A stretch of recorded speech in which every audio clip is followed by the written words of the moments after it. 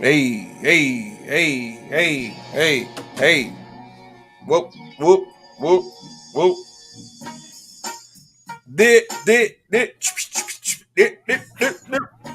This is the next episode. This is episode 139 of the Collective Podcast. I am AC from LA. He is SG Trilogy.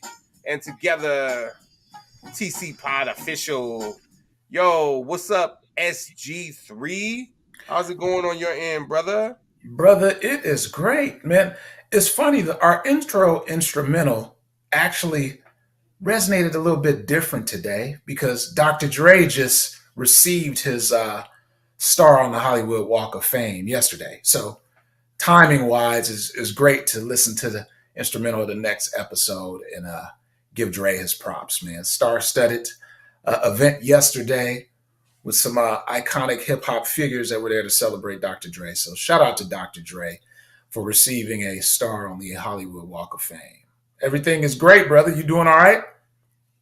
So shout out to Dr. Dre, and I feel like the responsible thing to do is to say also shout out to D Barnes, just for kicks. Shout out to D Barnes too. I'm just, you know what I'm saying?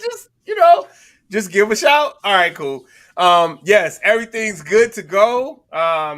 We decided to kick it off on Wednesday, get that March Madness episode in. So And super not just excited. that March Madness episode, bro. That's special. This is a special edition March Madness episode, bro. What's Let's up? see it. It reads a little bit differently.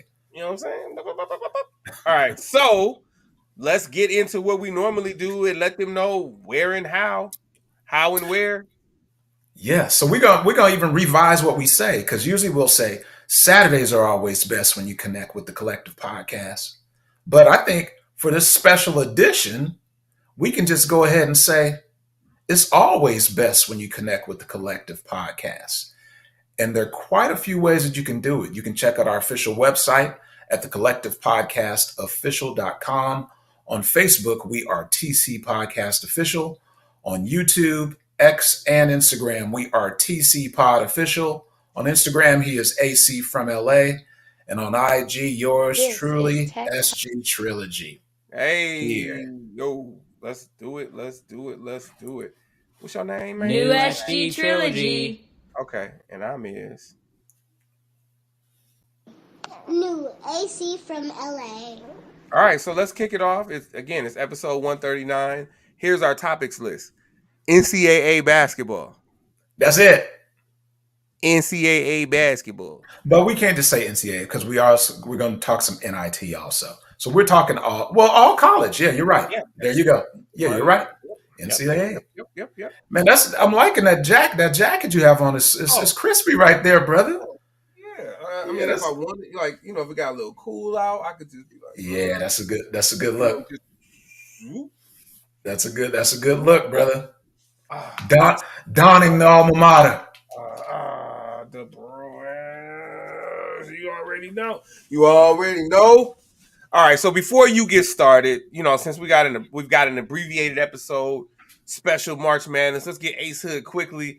Let's watch Sam quiver in his boots until I get to 17 seconds. You see Sam start to sweat.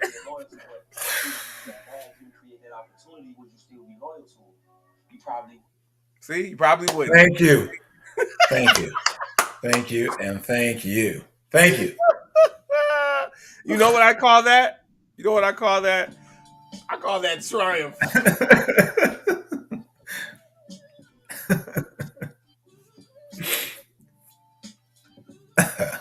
All right, Samuel. Let's start it off. What do you say? Let's get this thing.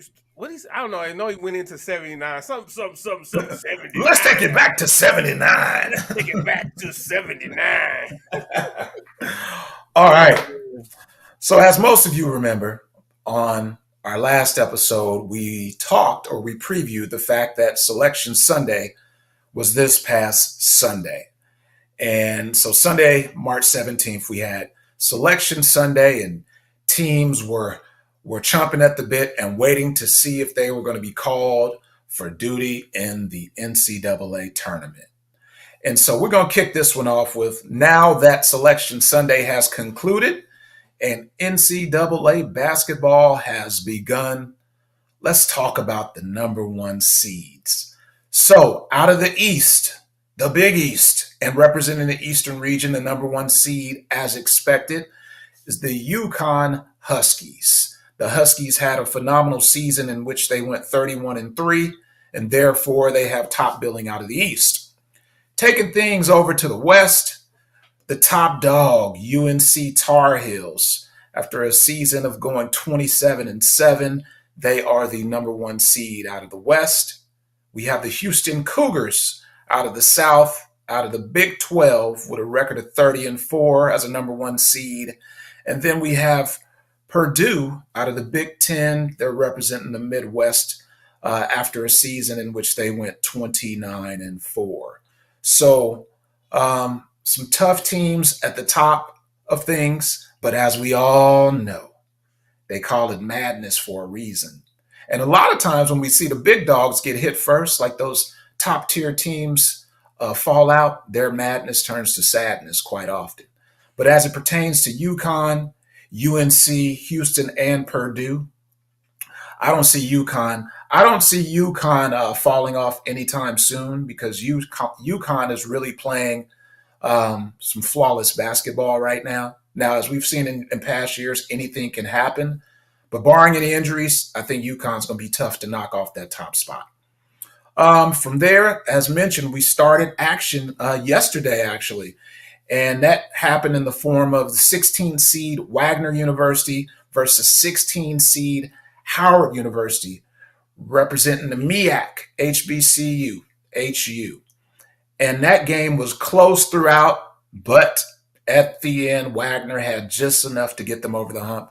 And Wagner was victorious with a 71-68 victory over Howard University. Great exposure. Anytime smaller schools can get into the tournament, specifically HBCUs get into the tournament. So it was a great game by Howard, but just at the end, they didn't have enough in the tank to overcome. From there, we had another exciting game, at least for one team.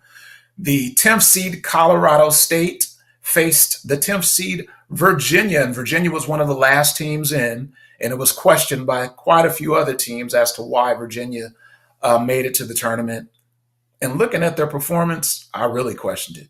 Colorado State was victorious with a 67-42 final in that game, and Virginia's coach, Tony Bennett, I promise you, he looked like he was on the side booking his travel pretty early in that game because it wasn't close from the tip.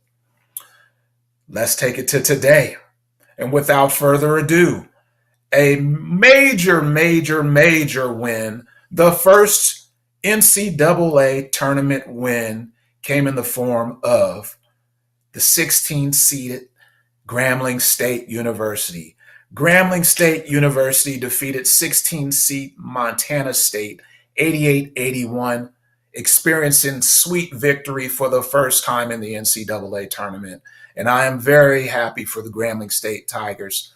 Big up to all the Tigers alum, students. It's a great opportunity for yet an HBCU to experience the taste of winning in the tournament. So great exposure.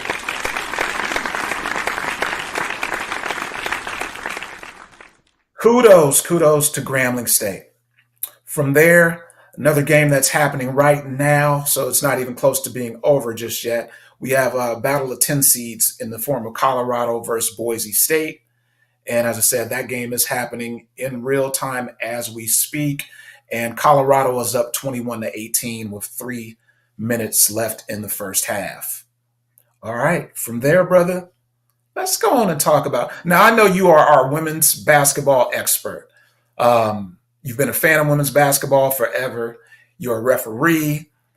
Do you actually put together a men's bracket? No. So here's the thing. I used to, but once I became an official, like we're not allowed to once I became an NCAA official, we're not allowed to participate in things like that. I know that people still do, but I just don't. So I just, root for teams. Historically speaking, I just root for teams. And this is probably the first year where I just don't care at all. I mean, and it's not just about UCLA being down, because a lot of times when UCLA is down, I still care. Like I've wanted someone to do well. I've wanted someone to make a run, but I don't know. I really don't know.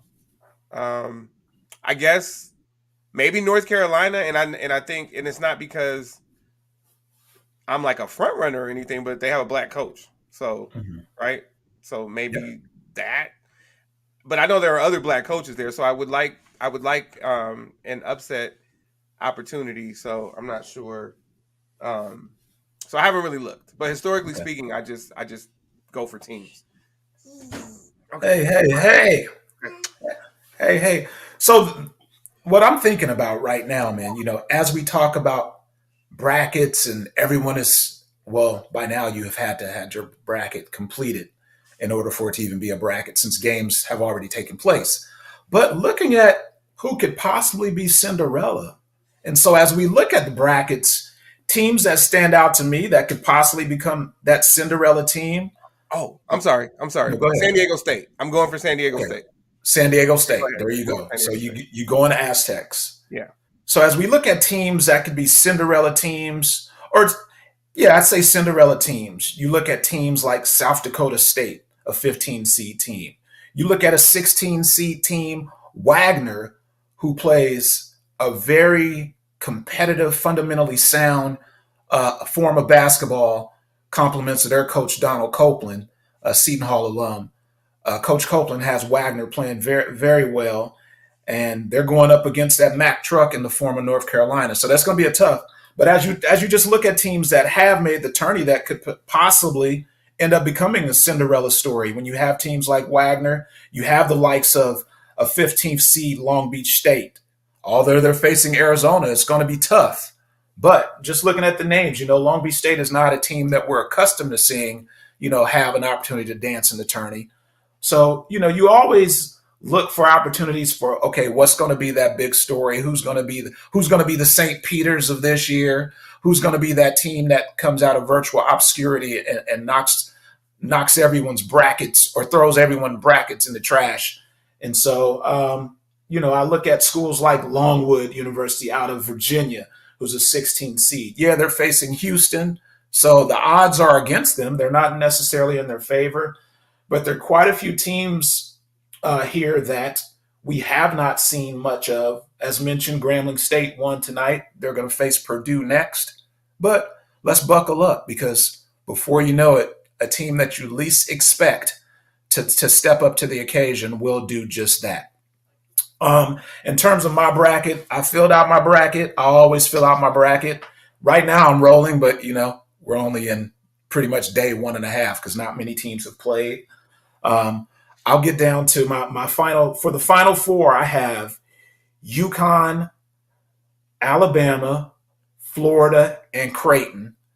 And then in the finals, I have UConn versus Creighton. That's probably some of it. That is, of course, Coach Bias. You think Dan. that's bias? Yeah, it could be a little. I can't lie. It could be a little Big East bias because out of all the conferences, Big East is what I watch most. Like I pretty much watch every Big East team. Hmm. So Coach Danny Hurley versus Coach McDermott of Creighton. So I have UConn versus Creighton in the finals, and then UConn taking it all. And what seed is And Creighton? 3 seed. Creighton, Creighton is hold on. Yeah, they Creighton is play. a number 3 seed. Yeah, Okay. yeah, Okay. number 3 seed. They can shoot the lights out. Their center, Cockbrenner. Yeah, Cockbrenner he's a traditional back to the basket center, but the crazy thing is, as soon as you think he's a one trick pony, he can step out and hit the 15-footer, a hook shot, plays great defense, averages two blocks a game. So yeah, I have UConn versus Creighton in the finals, but we will see.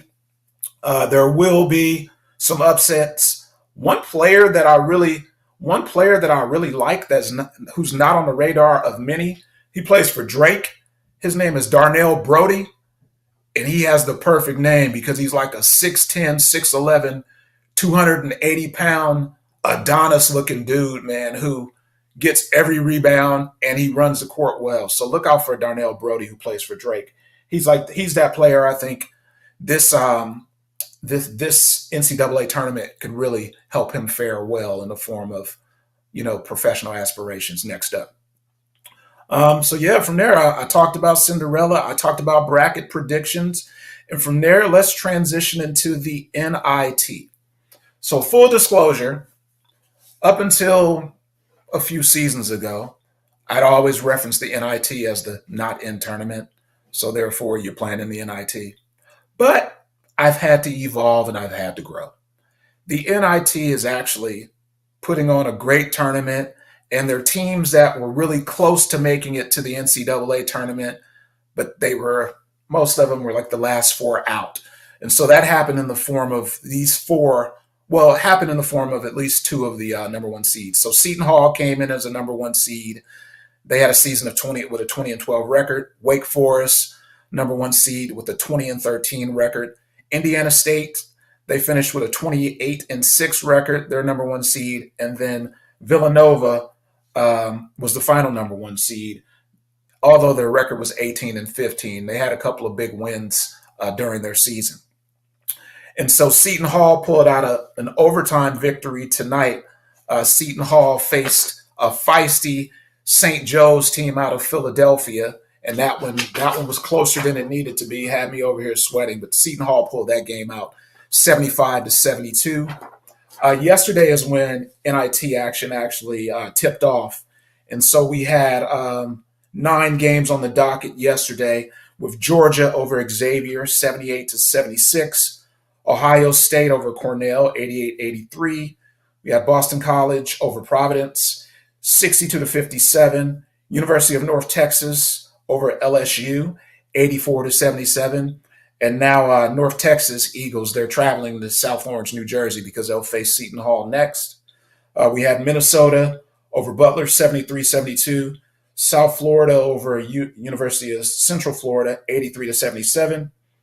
Iowa 91, Kansas State 82, Virginia Tech 74, Richmond 58, and Utah 84 over UC Irvine 75. One thing that this leads me to, and we were talking about it briefly before the show started, was there were other teams who were also invited to the National Invitational Tournament, but after not being selected to go to the NCAA tournament, these teams opted out. And I kind of just wanted to take a deeper dive on what that looks like and kind of get some feedback from you, AC. So 7 teams were invited to come and participate in the National Invitational Tournament. And those 7 teams were Pittsburgh, who had a season in which they went 22-11, St. John's with a record of 20-13, Memphis, Ole Miss, Oklahoma, Indiana, Syracuse, and you also said UCLA, right? Yes. So as a coach, let's just put our coaching hats on for right now.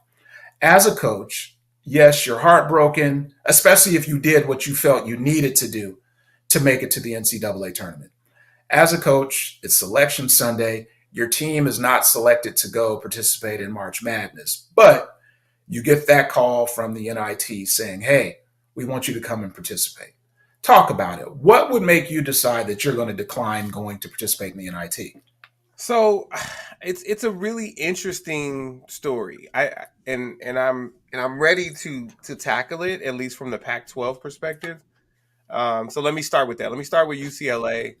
And well, first of all, let me give you my top 4 teams that were invited and declined: St. John's, Ole Miss, USC, and UCLA. And I guess we like to talk in multiples of 5. So let's go with also Pitt as the 5th team.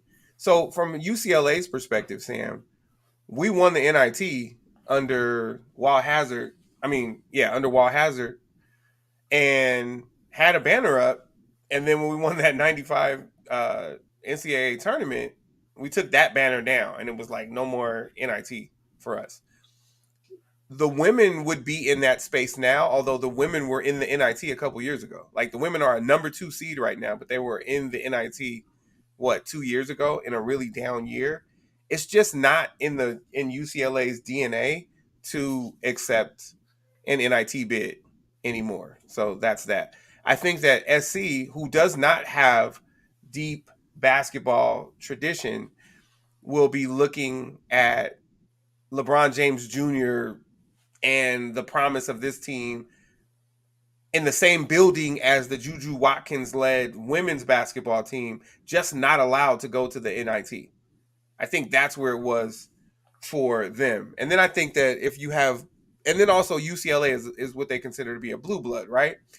USC is not, but UCLA is.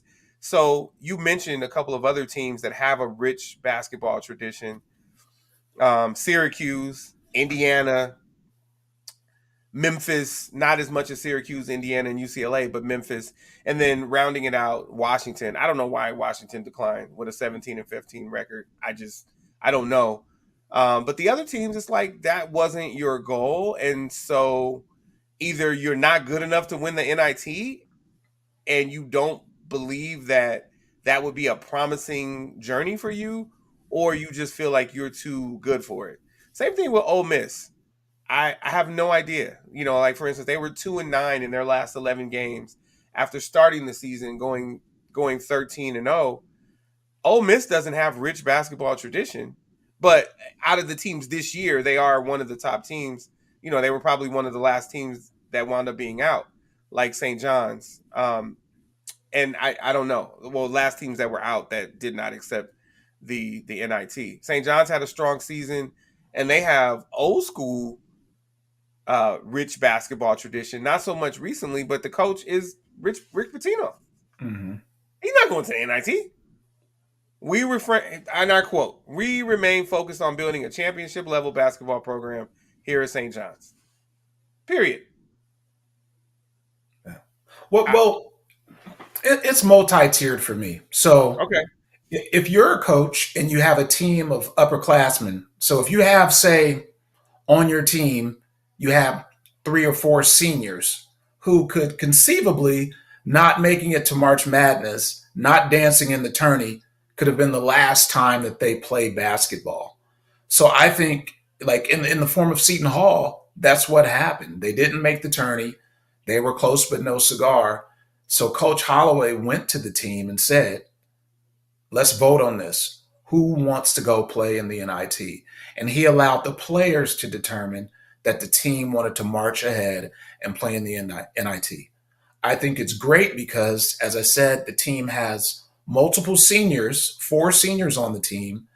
And it's also great for the fan base because the thing that I do enjoy about the NIT is when you're a top seed, you're playing on your campus. So your fan base still gets to experience some postseason play, and you still get to build some momentum that way. And really, it's pretty much for your fan base. And I think even when it comes to recruiting to a certain extent, no, is it as big as the NCAA tournament? No, by no means is it. But it is still a postseason tournament where you can highlight your play. And if you're fortunate enough to go deep in the NIT, you get to live another day. And I think that's important. So you're not wrong. Yeah. And I didn't say that it's right that UCLA declines it. It's the standard. Mhm. But here's the thing: UCLA was really bad this year on the men's Right. side. So maybe you can go win this tournament. And I know that we can't put the banner up in Poly, but you could say that you won something this year. Mhm. But then it's kind of tough for Mick Cronin because he's had Final Fours. So I get it, but I don't know. Like I think that I come from the school of if you're invited, you need to go. Like Mhm. I think so. I'm ready for these teams to decline, but it's actually kind of ridiculous. And so it really does actually hurt the NIT. But from the NIT's perspective, you don't want to come, fine.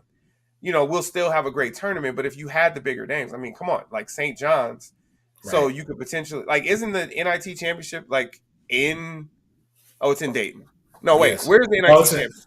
it's in Finkel. It's in Hinkle Fieldhouse. So that's in Indianapolis, right? Indianapolis, right? Yeah. Okay. Uh-huh. So I mean, I would like to see a basketball rich squad like St. like John's. like a Syracuse, I was gonna say UCLA, but yeah, like those three, and let's say somebody else that I mentioned, maybe SC in the final four of the NIT. right? Wow. Plus, these kids can keep getting NBA looks, right? Because Mhm. their season's not over. Now you go lose in the first round. That's you know, Right. half of the teams have to lose in the first round. But I don't think the teams that declined to go were going to lose in the first round, except for maybe Ole Miss and Washington. Well, no, Right. not Ole Miss, but probably Washington. Washington. Yeah. But And but not Ole Miss. So yeah, And I think when you can put those basketball rich schools with these uh, amazing basketball histories, if you can put them in the NIT, it really helps strengthen the NIT because the NIT doesn't just look like the little brother of the tournament. Yes, we know it's not as robust as the NCAA tournament, but it still would give it some oomph and give it some extra eyes and extra attention, which I think would be helpful. yeah, Yeah. yeah.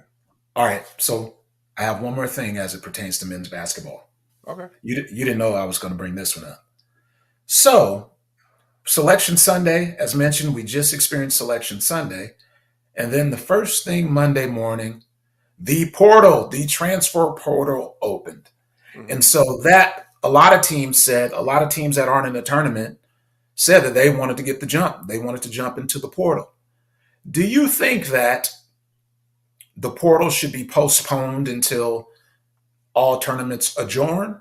Or do you think that the portal, like by having it open on Monday, did that give anyone a competitive advantage over, say, teams that are gearing up, traveling for the tournament? If you're not traveling for the tournament, did you have a competitive advantage? Well, okay. So let me just throw this out there. You're no, you didn't, Mm-hmm. because you're probably not at the top of most of the list if you didn't make the NCAA tournament, Mm-hmm. um, or the NIT tournament, or the NIT. I'm sorry, because the tournament is literally in the name, or the NIT. So no. However, what I did think was the absolute most compelling thing about the portal. You had a freshman leave the University of South Carolina, 32-0, number one in the nation, number one overall seed in the NCAA women's basketball tournament for the third year in a row, actually. But this year, undefeated, and she's still actively on the team, and she hit the transfer portal as soon as it opened up. So now she's off the team, and I don't know what this actually did for you. It saved you 2 weeks, but I mean, there's a potential to get a ring. Obviously, I hope UCLA beat South Carolina in the final, even though I love Dawn Staley, but I mean, South Carolina or the field. A lot of people are taking South Carolina. I don't understand that, and I don't know which top teams on the men's side had anyone going to the portal. But I think it's just really interesting timing. But I wouldn't Yeah. change it. No, it's funny as you talk about timing because did you hear about the most interesting thing that happened on the men's side with Long Beach State and their coach? Wait, hold on. What's up, brother? My man, yeah. What's going on, brother? Yeah, the NIT is definitely the little brother. Thanks for tuning in. Absolutely, absolutely. Okay, what'd you say, brother Gardner? So Long Beach State University 49ers. Oh, so San Diego State and Long Beach State. Those are the two I'm going Yes. for. Local, Yes, so local, local. Right?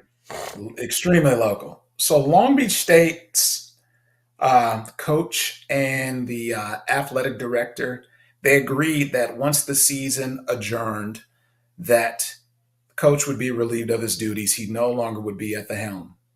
But then Yes. they went ahead and won their conference championship, and Yes. now they're in the big dance. What's up, D-Tech? So Right. so does what happens as a result? Does coach still get relieved of his duties with them going to the dance? Or Yes. But those escalator that escalator clause kicks in and he gets those bonuses. Right. Yeah. And guess what? He's a hotter commodity as soon as he is relieved of his duties. He's like, this is a glorified audition for other teams that are going to say we want that guy. Yeah. I mean, and he was there for a long time, or I'm sorry, he's still there. He's been Right. there for a long time. Mm-hmm. What, like 13 to 15 years? I can't remember what the number is. It's kind of funny. I have Long Beach State in lacrosse on Friday. Oh, So, nice. Long Beach State, yeah. I haven't had San Diego State in years. Okay, so I think it's really interesting, and yes, he will still be relieved of his duties. 17 years. Thank you, brother. He's been there for 17 years. And Wow. I mean, here's the thing. If they want to bring him back, pay me. Pay me, pay me. Because I That is just took us correct. back to the tournament. Yep. Right? Coach Dan said, I'm going to need those chips. Yeah. Yeah. And I need a public apology. There we go. There He we made a go. joke today that he was working for free. You know. Yeah. He's making his rounds. He was on CBS Mornings this morning. Oh. So yeah, making his rounds. You guys gonna have him on your Yeah. on one of your shows? Don't do that. No, Okay. don't do that. Don't do that. No. All right. We're talking the collective podcast right now. That's what. Okay. I didn't specify which shows. I just said one of your shows. Okay, cool. This guy right here. Shout out to Sam Gardner III. There we go. The trilogy's in the house. Man, I'm glad that we were able to talk some men's hoops, brother. Because I know what we're about to transition over to. I always take my notepad out when you start talking women's hoops because your IQ and your level of knowledge about the women's game of basketball is nothing short of impressive, brother. So I learn a great deal. I take notes when you break out this segment every week. So listen, thank you for that. But let me tell you, when I used to do brackets, I was nice with the brackets. Oh, now, I can only imagine.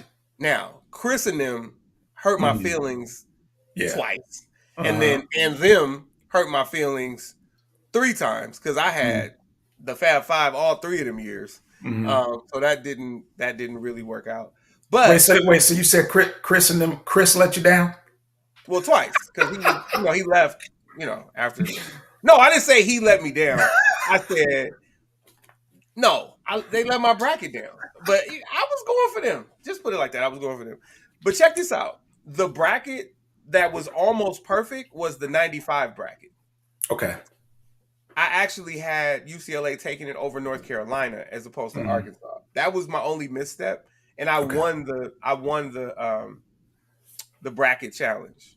Okay. That year in all the places because I used the same bracket. It was pretty good, and that was the year I really ramped up my sports writing too. So I printed the bracket in the I think it was Black Voice News and the LA Sentinel. Black Voice News in Riverside and the LA Sentinel. Those Bruins were tough. Anytime you can derail 40 minutes of hell. 40 minutes of hell was scary, bro. Okay, hold on. So I wasn't doing brackets when UNLV let us down, brother. It was just that was in the all the way. That was like late 80s, early 90s. Yeah, it was. Well, yeah, but it wasn't. Yeah, of course they let us down. Listen, okay, so we're gonna talk about it. We're gonna talk about it. And it was against the Dukies, right? Come on, dude, just stop cursing at me. So I finally watched that game again. I want to say in 2018, and my feelings haven't changed. They tried not to win that game, and I'm just gonna say it like that. That's the most polite way I can say it. They tried not to win that game. What I'm saying is mob ties. Well, yeah. So that's why I'm not saying. I mean, I don't think anybody's gonna get hit today. I think it's been long enough. But hey, check up on me tomorrow. Make sure I'm still around, please. You said mob ties? Mob ties. It's the church version. Thank you. I was hoping so. Yeah, look. Yeah. If there is a church version, here's what I do know. when it's Ace Hood, we don't believe they're telling the truth, right? So there is no church version, even though the E is gone. The funny thing is, your boy, what's his name? I can't think of his name right now. The one who's like the elusive one. I can't even think of the name of his Exhibit 3. Jay Electronica. Yeah, He everything is edited now. I know. Exhibit C as the church version is very troubling to me because it still has an E and it's a lie. So it's the Yes. opposite of Ace Hood. It's the opposite. And you know, I love it. I'm all for the give me the church version, and I'm rolling. I understand that side of you, but Mm-hmm. okay, I'm just gonna leave it at that. Okay, Sam, church versions all around. Look, I was in a meeting today, and I was told I said a curse word in the meeting. Right after the meeting, one of my colleagues pulled me to the side and was like, "Dog, you cursed in the meeting." I said, "What did I say?" He said, "You said malarkey," and in the tone you said malarkey, I knew it was a curse word. There you go. I don't have time for this. We're just gonna shut the show down now. If malarkey Malarkey. is the tone that you said it in, He said, since you don't curse, the tone in which you said malarkey, I knew that was a curse word, actually. so what was it? BS, MF, I S? guess since it starts with an M, it would have been maybe some MF and BS. I don't know. Oh, man, you did curse a little bit. Okay. I might have. I don't know. My football mentor likes to say frick Frick. when it's. Okay. I assume you would insert an F word there. Yeah. I don't My really late know. grandpa would say he would get real upset when the Dodgers would lose, and he would say "Bull stew." So "Bull stew" is what he was saying. And he was like a reverend or something. No, he was. Well, he was a Oh, deacon. He was a deacon, but yeah. okay. Mm. Well, He loved all it. He loved the the titles Lord. are kind of fluid to me. Something He where said, he went to church twice a week. "Yeah, he loved the best friends with the pastor, and I loved the Lord, loved He the Lord." went to church twice a week is my point, right? Yes, they knew All Deacon right. Gardner. Yes. All right. Thank you. All right, so we're gonna kick it off with the women's side. Yeah, let's kick it off with the women's side. And what I'm gonna do is first of all show you guys the bracket. And I'm gonna start off with the first four, kind of like Sam did with his. And now what's weird is everything's happening at the same time as of today. So for the men's side, there were two first four games yesterday, and then and then the third and fourth final first four games today on the men's side. Well, coincidentally, on the women's side, we have the first two games of the first four today, and then the second two games tomorrow. So here's what we have. Let me go back to the bracket. I needed to say something to Kayla offline. Okay, so we already had a really tight game between Sacred Heart and Presbyterian earlier, and that game took place on South Carolina's floor, and the winner of that game would be the 16 seed here, and they would play against South Carolina, and that the winner of that game was actually Presbyterian. And now the game that's on right now is Vanderbilt versus Columbia, taking place on the Virginia Tech floor. And let me give you guys an update on that score because I'm obviously not watching the game. So okay, Vandy is up 7 right now at the end of the third. So on the women's side, there are quarters as opposed to halves. So going into the fourth quarter, Vandy is up 7. And let's see, they were up 30. Oh, they were up 36-26 at the half. So Columbia won the third, but they need to close some ground if they want to either force overtime or win that game. Okay, so now looking at the bracket, those first four games that I'm talking about, those are so the ones earlier were 16 seeds. So like I said, they'll play against South Carolina, and then the winner of Vanderbilt Columbia is a 12 seed matchup, and the winner of that game will play Baylor. So shout out to Elaine, who is right around the corner from Baylor. Tomorrow you have Holy Cross playing UT Martin, and the winner of that game will play Iowa. That's also 16 seeds. The winner will play Iowa. And then you have the game I'm really looking forward to, Auburn versus Arizona, which is an 11 seed matchup. And the winner of that will play Syracuse. And I absolutely expect Arizona to win that game, and I expect Arizona to beat Syracuse. So I expect Arizona to not only beat Auburn, but beat Syracuse and then face UConn in the second round, because I don't think Jackson State can get past UConn. That being said, I just want to kind of talk to you guys about the seeds. So the number one seeds are South Carolina, Iowa, USC, and Texas. And we actually knew going into Selection Sunday that South Carolina, the winner of the SEC tournament and regular season, Iowa, the winner of the Big Ten tournament and regular season, and USC, the winner of the Pac-12 tournament, but second, tied with UCLA in the regular season. We knew they would be number one seeds because SC beat UCLA in the semis and they beat Stanford in the final. But there was a question about who would be the final number one seed. Would it be the Big 12 winner in Texas, or would it be the Pac-12 runner-up in Stanford? And the committee chose Texas. So look at what Don Staley did with South Carolina. They lost 5 starters that went to the WNBA. 5 starters went to the WNBA, and they still remain dominant. They finished the season 32-0.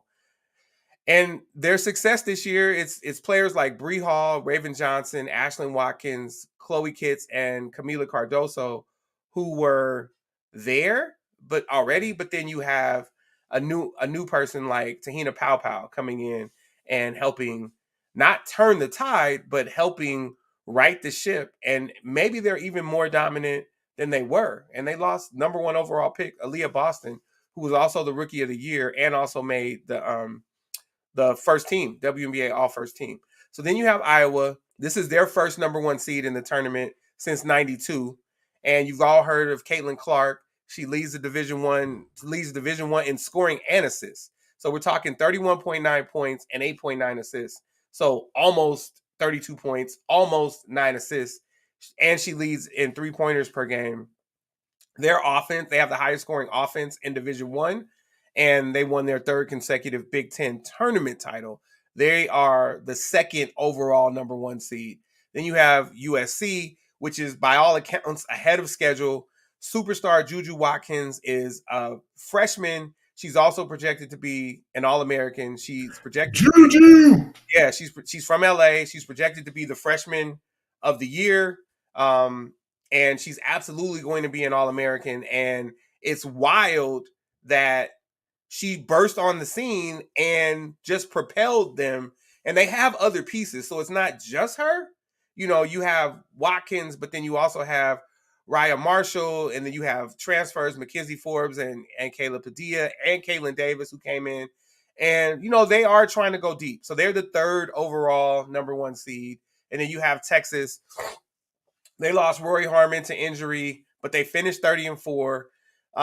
They finished 2nd in the Big 12, but then they won the conference tournament. That's why there was a question about who would be the number 1 seed out of them and Stanford, because Stanford did the opposite. They won the regular season and then lost the and then lost the Pac-12 championship game in the tournament. So, you know, but they have strong inside game. Taylor Jones, Aaliyah Moore, and Deanna Gaston. So those are your number 1 seeds. As I mentioned, Stanford didn't get that last number 1 seed, so that makes them the 1st overall number 2 seed. They won the Pac-12 regular season title, like I said, and Cameron Brink and Kiki Iriafin, they've been the leaders of that team. And I might have butchered her last name. I've never even heard it pronounced.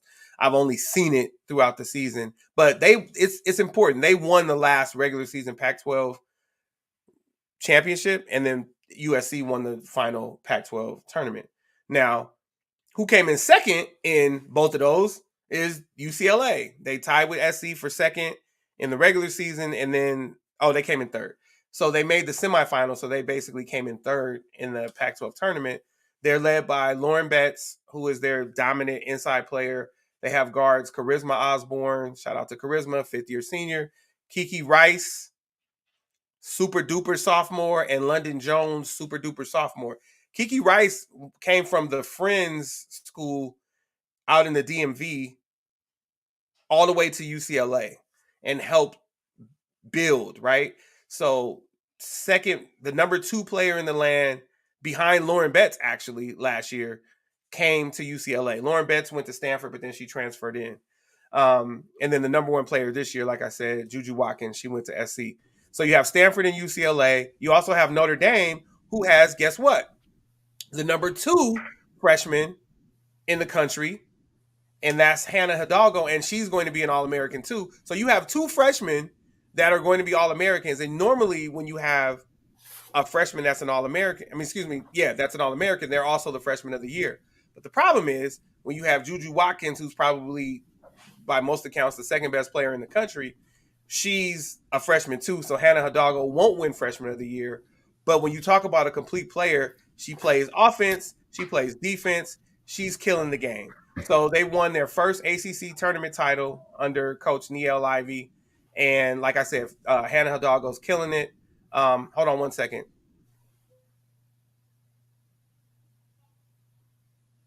So going back to it, going back to it. So then you have Ohio State, which is also a number 2 seed.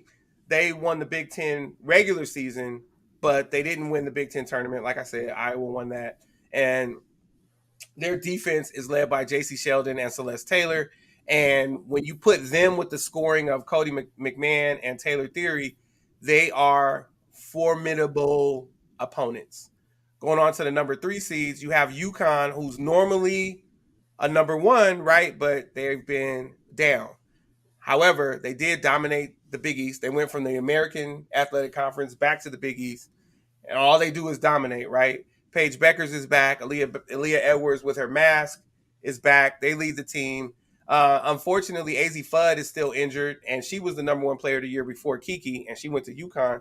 But she's still injured, and she battles injuries just like Paige Beckers. But Beckers is back. Aaliyah Edwards is back. Freshman KK Arnold and Ashlyn Shade stepped up. And so UConn, while they were quote-unquote down early, they've kind of righted the ship, and so they're a dangerous number 3 seed going into that matchup against Arizona is my prediction, right? Then you have LSU, who felt like they should have been a 2 seed. They are a 3 seed, and guess what? They're in the same bracket as UCLA as a 2 seed, so it's Iowa 1, UCLA 2, LSU 3. So if you look at that Sweet 16 matchup, if they win out, then it's LSU versus UCLA, if they win out, for the right to play against Iowa to go to the Final Four. So that's a pretty tough bracket for, I think, the other teams. I think it's a favorable bracket for UCLA because UCLA is not scared of Iowa or LSU. But with Iowa being the number 2 overall, the number 1 seed, so basically the number 2 overall team, it's tough that they had UCLA and LSU in the bracket. I know that people wanted them to have LSU because that's a rematch of the championship game last year, but that's still a tough draw for Iowa. But I'm going with my girl Rebecca Lobo, who says UCLA against South Carolina in the championship. I just don't agree with who she says is going to win it, but UCLA versus South Carolina, the best 2 teams in the country for the first half of the season, she has facing off. So you have UConn, LSU, you have NC State. They were kind of surprises in the ACC. They were expected to finish in the bottom half, but they wound up contending for the conference title, and they're a very balanced team, offense and defense, and Asia James leads them in scoring. And then you have Oregon State, so the Swan Song of the Pac-12. You have UCLA, USC, Stanford, Oregon State, all 3 seeds or better. So you have 1 number 1 seed, 2 number 2 seeds, and a number 3 seed. And they had to put all of them in different regions. They couldn't put any of them in the same region. And so Oregon State is that final number 3 seed, and Reagan Beers leads them. and they have a really young roster. They also exceeded expectations. They started off they were predicted to be in the bottom half of the Pac-12, but they finished in the top half, and they actually made it to the semifinals of the Pac-12 tournament. So they're right on track where they should be based on their season, not based on the preseason. And kind of closing this out, the 4 seeds, Gonzaga, who's always killing on the men's side, has had a really strong season for the West Coast Conference. They're 30-3. They won the regular season, but they actually got upset by Portland in the West Coast Conference tournament, and therefore Portland got the automatic bid, and that means that somebody got bumped out of this, and it was probably actually Mississippi State.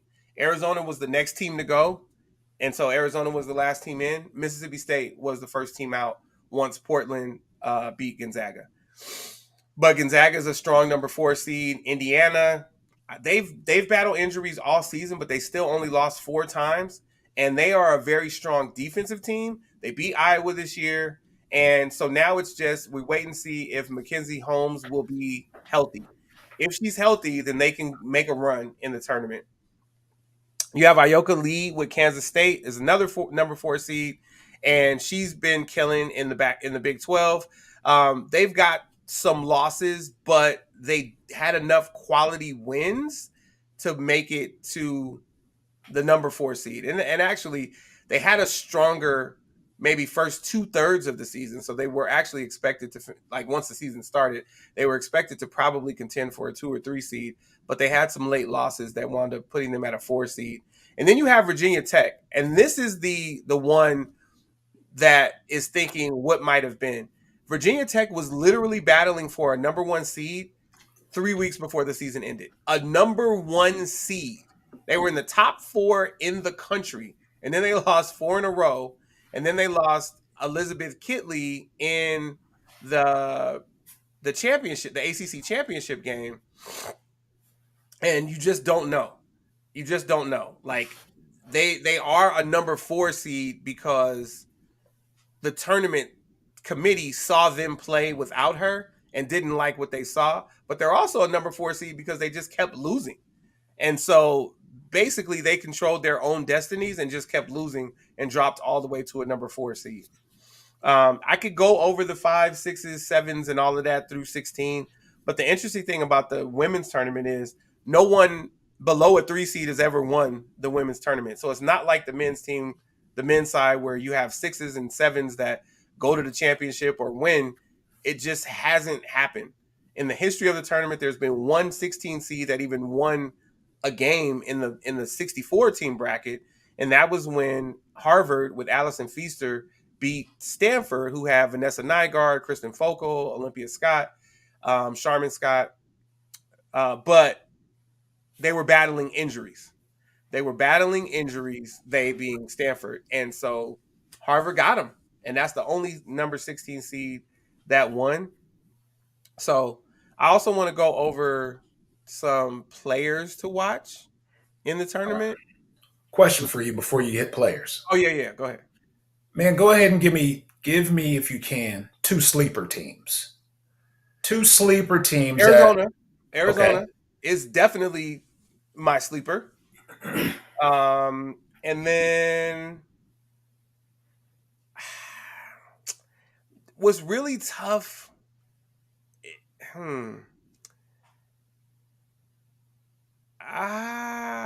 What? So when you say sleeper, how low do you go? When I say sleeper, like you said, you were going all the way up to what did you go up to? 3rd or 4th seed? Where did you stop? I stopped after the 4s. After the 4th. So looking at the bracket, a team that may be, because you've said since in the history of the 64, there's only been one 16 seed that has won one game, correct? Yeah. Is there anyone Yes. that may be a 16 seed that you could see maybe breaking that and winning at least one game? No, I don't see. No. Well, yes. Or what would you say is the lowest seed you could see winning a game? Here. I got the 11 seed winning multiple games, but here, okay. So that's your question. I've got a few sleepers then. But Okay. the way the tournament is now with the first four, obviously we're going to have two 16 seeds win games Mm. and then lose in the real first round to South Carolina and Iowa. Here's the thing: South Carolina, Iowa, Texas, SC, they're not battling injuries like Stanford was when they were the number one seed and lost to Harvard. So I don't see a 16 seed getting through. I would say the weakest of the two seeds is it's kind of crazy. Well, no, the two seeds are strong. That's the problem there. So I don't see 15 seeds getting through because I would say Stanford would have been the weakest one seed, but they're not the weakest two seed. So I don't see Norfolk State beating Stanford, and Notre Dame is gelling right now. Obviously, UCLA is going to win the thing, so they're okay. I don't see Ohio State. But here's what I have Arizona, and I have them with the potential to upset UConn because Arizona was supposed to finish in the top 4 of the Pac-12. They just haven't had the season that was expected, but they could get hot. Here's the thing. Number 6 seed Tennessee gave South Carolina all it could handle in the semifinal of the SEC tournament, and it was their third time playing them. But if Tennessee plays anybody else, let's say other than UCLA, like they played South Carolina, they should beat them because South Carolina is the best team in the land, and it took a miracle shot from South Carolina's big. She Yeah, banked in a bank at shot the three. buzzer. Yeah. She Hmm. banked in a 3 at the buzzer. Well, nobody was guarding her. I don't know what Kelly Harper was doing with that defense to win that game. So I think Tennessee is primed to do some work. And I also think that Utah, which is a 5 seed, like first of all, the bracket that they're in, other than Stanford, and Stanford, they lost a couple games late. I don't believe in Texas, even though they're a 1 seed. I know they had a run, right? And they won the Big 12 tournament and they beat tournament teams to get there. So that's why the committee picked them over Stanford. But I don't necessarily think that Texas or Stanford are coming out of there. Now, I love Stanford because I love Tara and they've been in the Pac-12, but that Pac-12 thing is going away. And I don't believe in Texas. I mean, yeah, they only lost 4 times, but here's the thing: that they are the most vulnerable bracket. So Gonzaga as a 4 seed, possible. Like I don't see them losing to UC Irvine, even though they're coming off a loss to Portland, and UC Irvine is better than Portland. It's just that it was Portland's third time seeing Gonzaga, right? So yeah, they were finally able to break through.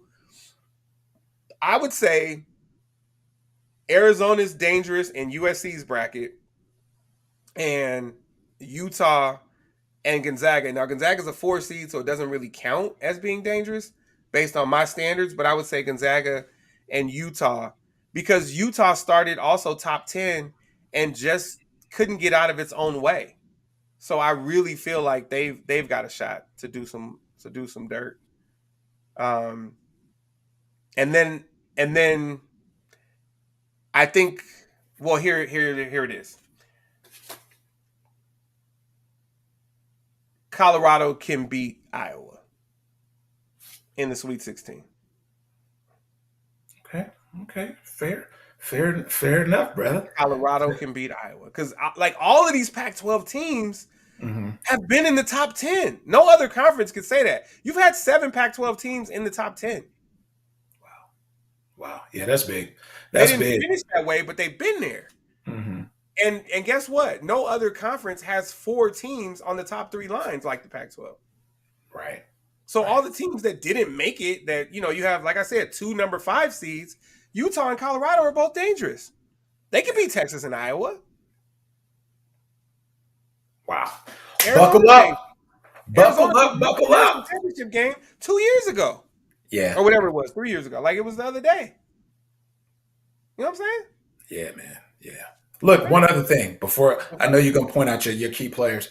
We were talking the other day about the growth of the women's game and just the excitement behind it.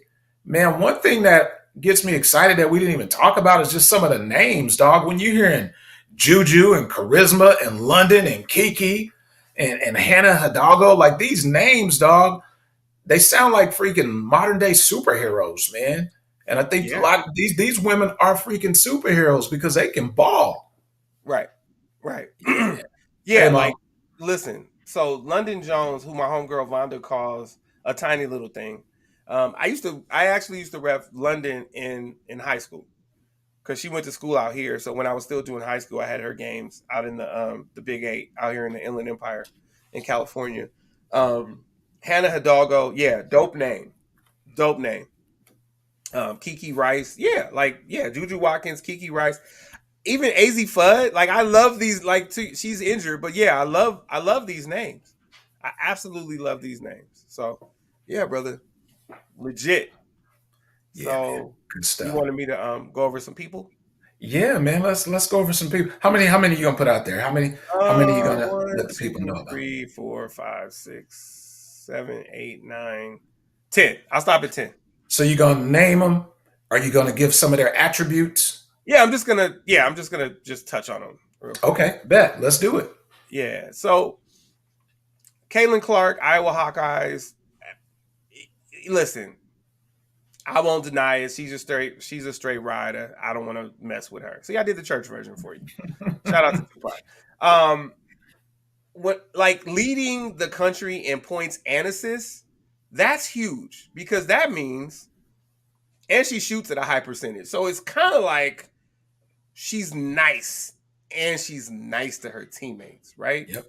Yep. So she's gonna be Spreads at the the wealth. top Let's for me. spread the wealth. Yeah, so she's Yeah. at the top for me, and that's based on who I am. That's weird for me, just Yeah. based on however you want to work that, right? Oh, But I Juju know. Watkins, Trojan killer. She ice like absolute frozen water in her veins. This is SC. I don't know if I said this, but this is their first number one seed since '86 when Cheryl Miller was a senior.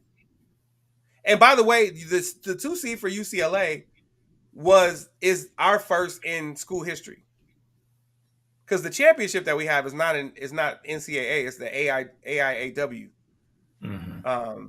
with Ann Myers and them playing for Billy Moore. All right, so Juju. Then we have Stanford's Cameron Brink. She's a defender and she can score.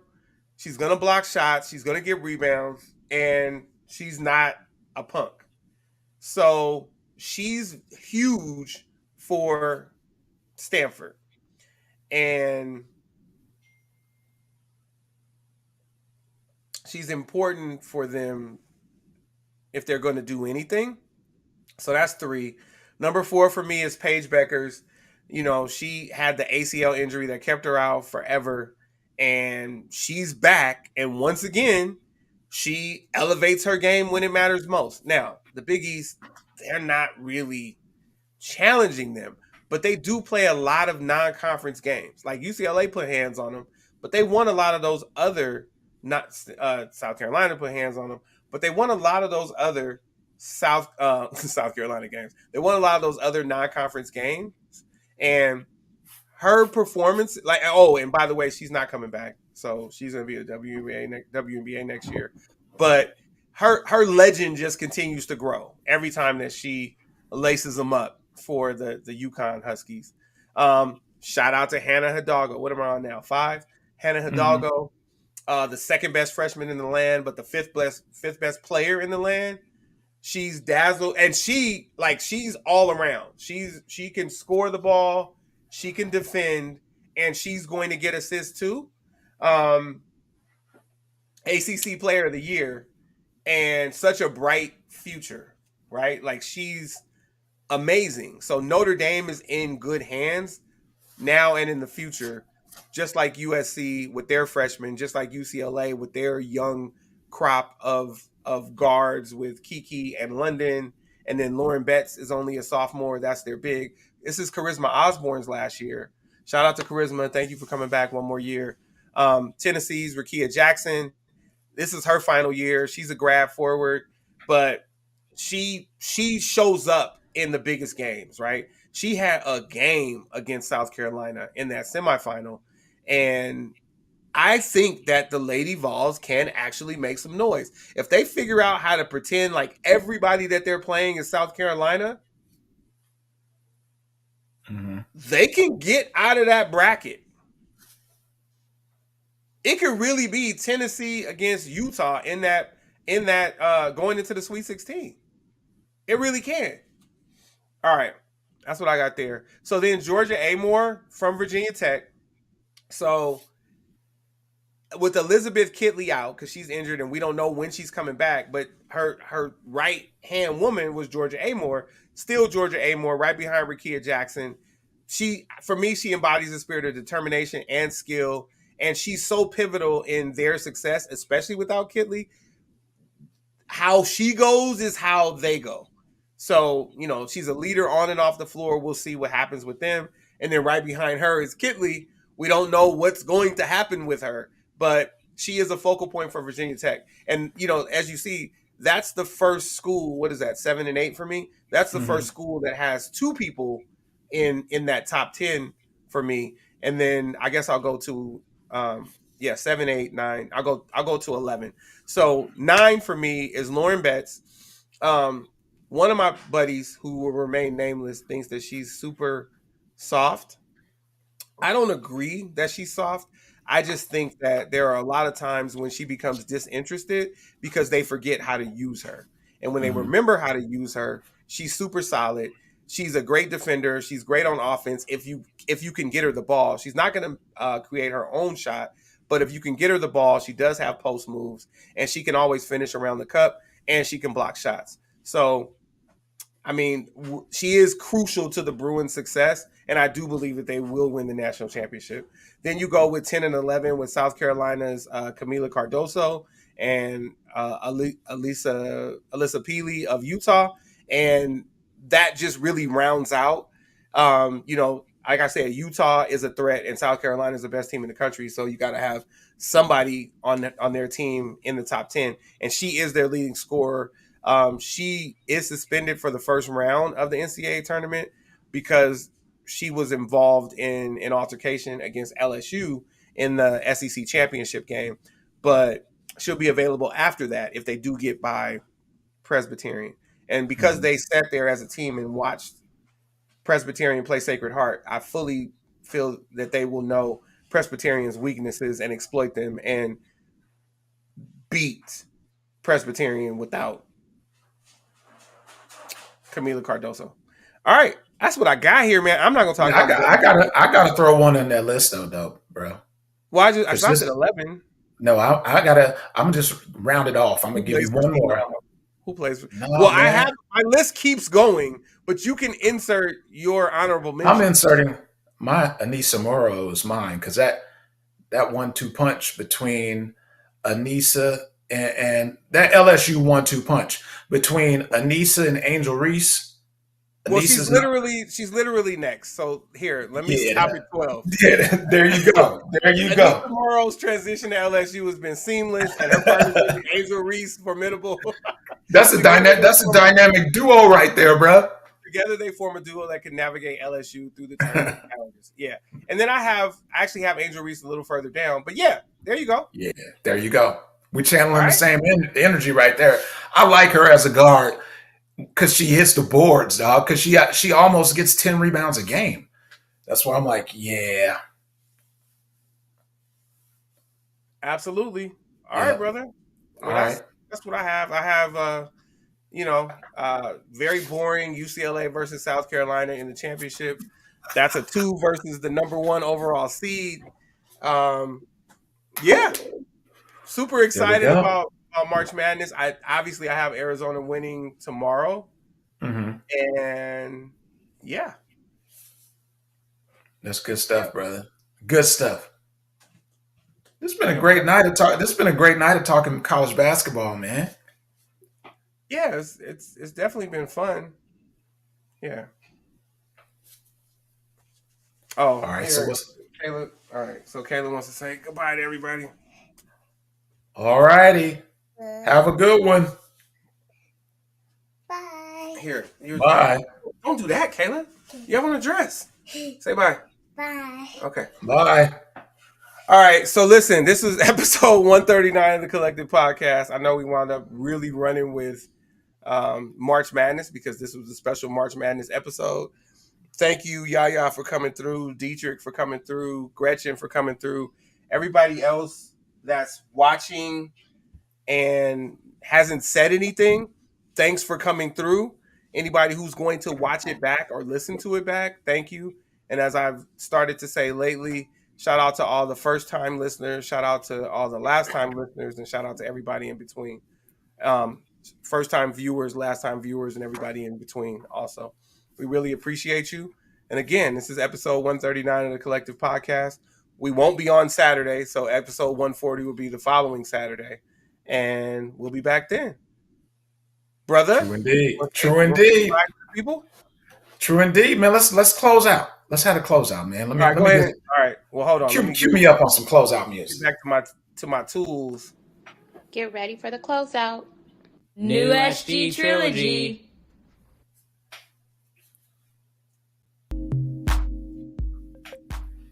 All right, brother. It's always a vibe when you put on the closeout music, man. I get in the zone. So my closeout for this episode reflects upon two words. Carpe diem. So seize the day. And I look at this episode as our Carpe diem episode. When you said, hey man, let's tap in and do it. Let's tap in and do a March Madness special. I'm like, why not? What better time than today? So kudos to you.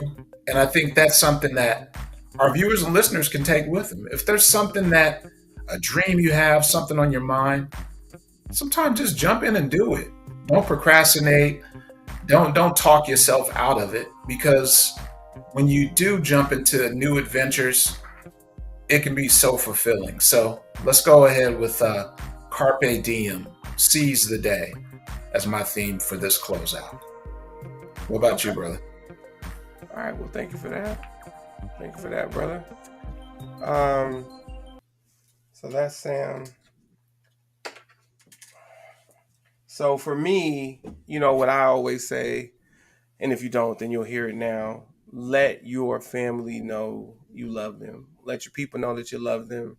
Kiss them if you can, hug them if you can, and let them know that you love them. But also know that you don't have to love your family. I know it sounds weird, but you don't. You really don't.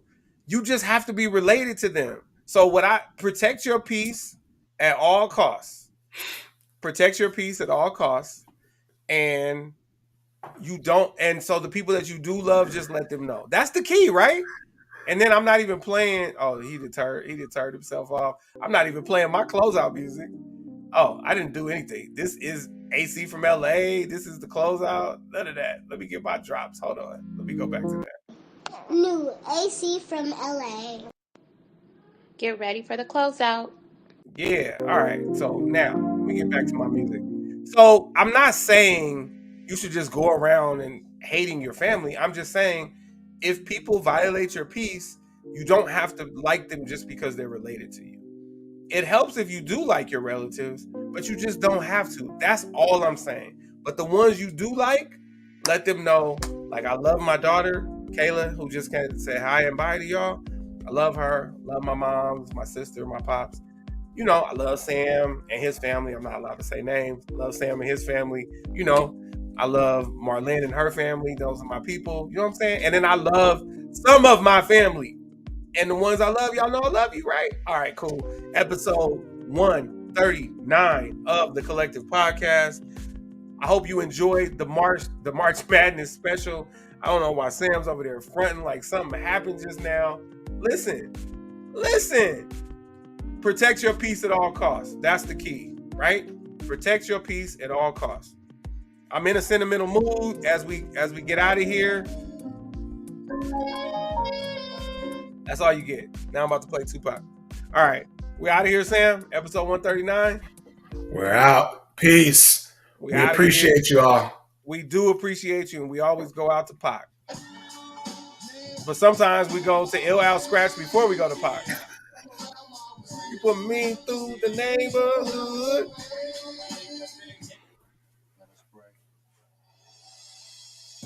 We out of here. I already did that. Episode 139, March Madness special. I am. He is SG Trilogy, TC Pod official. the Collective Podcast.